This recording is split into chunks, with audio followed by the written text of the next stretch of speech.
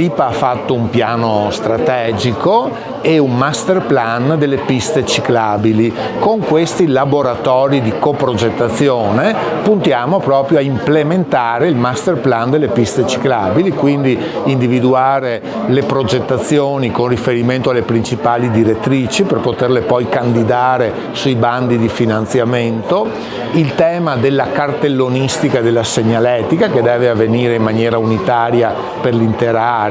il tema della promozione unitaria, il tema anche di un soggetto che assicuri la gestione, le manutenzioni, perché chi utilizza le piste ciclabili lo possa fare in sicurezza. Piste ciclabili sono utilizzate sia da turisti ma anche dai residenti per i tragitti bike to work e bike to school.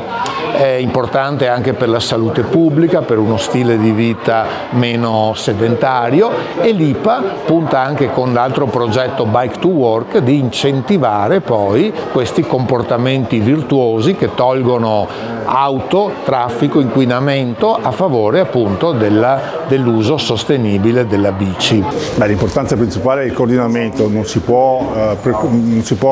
pensare a un intervento singolo oggi come oggi, ma si deve pensare in ambito di area vasta, e quello dell'IPA è sicuramente un'iniziativa che va in questo senso, quindi interventi che si realizzano all'interno del parco ma che hanno una visione anche al di fuori del parco, che coinvolgono comunità esterne del parco. Questo è il focus principale di questa iniziativa. Sì, sono progetti fondamentali perché come abbiamo sentito sono progetti che consentono di fare squadra tra amministrazioni locali ma anche tra partenariato privato ed economico, parti sociali e tutti gli stakeholders del territorio. Sono fondamentali, come dicevo, perché la strategia vincente in questo momento è proprio quello di fare massa critica